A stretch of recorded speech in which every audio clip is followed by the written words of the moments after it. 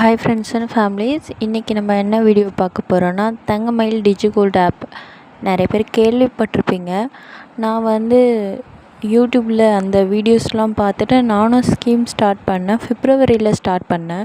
இப்போ அந்த ஆப்பை எப்படி யூஸ் பண்ணுறேன், நான் என்னென்ன கற்றுக்கிட்டேன், எந்த மாதிரி ஸ்டெப்ஸ் ஃபாலோ பண்ணலாம், அதோடய ஃபுல் டீட்டெயில் தான் இன்றைக்கி பார்க்க போகிறோம். ஃபஸ்ட்டு இதில் கொடுத்த இந்த கீவேர்ட்ஸே எனக்கு ரொம்ப பிடிச்சிருந்தது. 100 ருபீஸ்லேருந்து சேவ் பண்ணலாம், நம்ம ஸ்டோருக்கு போக தேவையில்லை, மொபைல்லே சேவ் பண்ணலாம் அப்படின்னு போட்டிருந்தாங்க. அதனால தான் நான் இதை ஸ்டார்ட் பண்ணேன். நான் ஸ்டார்ட் பண்ணும்போது 15,000 இருந்துச்சு கோல்டு ரேட்டு. நம்மளுக்கு 1 இயர் கழிச்சு பெனிஃபிட்டாக இருக்கும்னு நான் ஸ்டார்ட் பண்ணேன். நான் இதில் என்னென்ன மிஸ்டேக் பண்ணேன், எப்படி புரிஞ்சுக்கிட்டேன், அதை பற்றின ஃபுல் டீட்டெயில்ஸும் இன்றைக்கி நான் ஷேர் பண்ண போகிறேன்.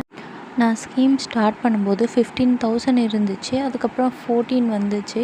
அப்போ எனக்கு ஆவரேஜ் ரேட்டு 15லேருந்து குறைஞ்சிட்டே வந்துச்சு. அப்புறம் திருப்பி கோல்டு ரேட் இன்க்ரீஸ் ஆகும்போது நான் அப்போ இன்வெஸ்ட் பண்ணப்போ எனக்கு திருப்பி ஆவரேஜ் ரேட் அதிகமாகிடுச்சு. நம்மளுக்கு கோல்டு ரேட்டை விட ஆவரேஜ் ரேட் கம்மியாக இருந்தால் மட்டும்தான் பெனிஃபிட்ன்றது அப்போ எனக்கு தெரியல.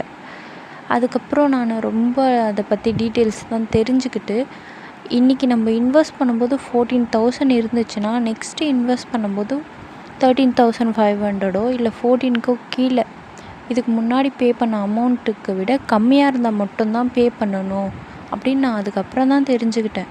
இப்போ நான் அதை ஃபாலோ பண்ணுறேன். இப்போ ரொம்ப ரேட் இறங்குறதே கிடையாது.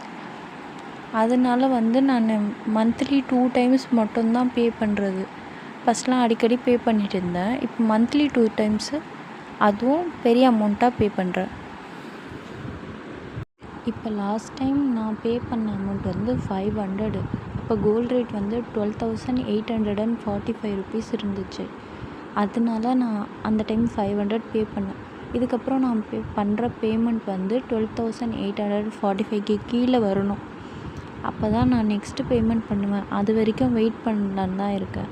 ஏன்னா எனக்கு ஆவரேஜ் ரேட் 13,800க்கு இருக்குது. ஆனால் இன்றைக்கி கரண்ட் ரேட்டில் கோல்டு ரேட் 13,500க்குள்ளே தான் இருக்குது. இந்த மாதிரி இருந்துச்சுன்னா எனக்கு லாஸில் தான் வரும். அதனால நான் இப்போ வெயிட் பண்ணிகிட்டு இருக்கேன். டிஜிகோல்டில் பே பண்ணுறதுனால நம்ம மேக்கிங் சார்ஜஸ், ஹால்மார்க் சார்ஜஸ் எல்லாமே பே பண்ண வேண்டியதாக இருக்கும். இதுலேயும் லாஸ் ஆகிட்டு அதுலேயும் லாஸ் ஆகக்கூடாது. இப்போ நான் லாஸ்ட்டு பேமெண்ட் 500 பண்ணேன். எனக்கு 500 ருபீஸ்க்கு 38 மில்லிகிராம் கோல்டாக சேரும். எனக்கு பெனிஃபிட் 1 கிராம். அமௌண்ட்டாக பார்த்தோன்னா 19 ருபீஸ் பெனிஃபிட்டாக வரும். இது பெனிஃபிட்டாக வர்றதை கேஷாக கன்வெர்ட் பண்ணுவாங்க. பர்ச்சேஸ் பண்ணும்போது தான் தெரியும் எப்படி கால்குலேட் பண்ணுறாங்கன்ட்டு. ஸ்டார்டிங் ஸ்டேஜில் 100 ருபீஸ்க்கு 0.007 மில்லிகிராம் வரும். இப்போ எனக்கு 8 காமிக்குது. இது வரைக்கும் நான் சேவ் பண்ண அமௌண்ட்டு 4,000 ருபீஸ். எனக்கு கோல்டாக சேவ் ஆகுனது 0.288 மில்லிகிராம்ஸ் இருக்குது. 14 மில்லிகிராம்ஸ் எனக்கு பெனிஃபிட்டாக வந்திருக்கு. இப்போ பர்ச்சேஸ் பண்ணும்போது தான் தெரியும் டோட்டலாகவே எனக்கு பெனிஃபிட்டாக இருக்கா இல்லை லாஸா என்னன்னு தெரியல. அப்கமிங் இந்த வீடியோ பற்றி அப்டேட் கொடுக்குறேன். இப்போ வரைக்கும் 4 மந்த் ஆகிருக்கு. இந்த வீடியோ உங்களுக்கு பெனிஃபிட்டாக இருந்தால் எனக்கு கமெண்ட் பண்ணுங்கள். டிஜிகோல்டு ரிலேட்டடான அப்டேட்ஸ் உங்களுக்கு தெரிஞ்சாலும் எனக்கு கமெண்ட் பண்ணுங்கள். தேங்க்யூ ஃபார் வாட்சிங் திஸ் வீடியோ. எனக்கு சப்ஸ்கிரைப் பண்ணுங்கள், சப்போர்ட் பண்ணுங்கள். Thank you. Bye-bye.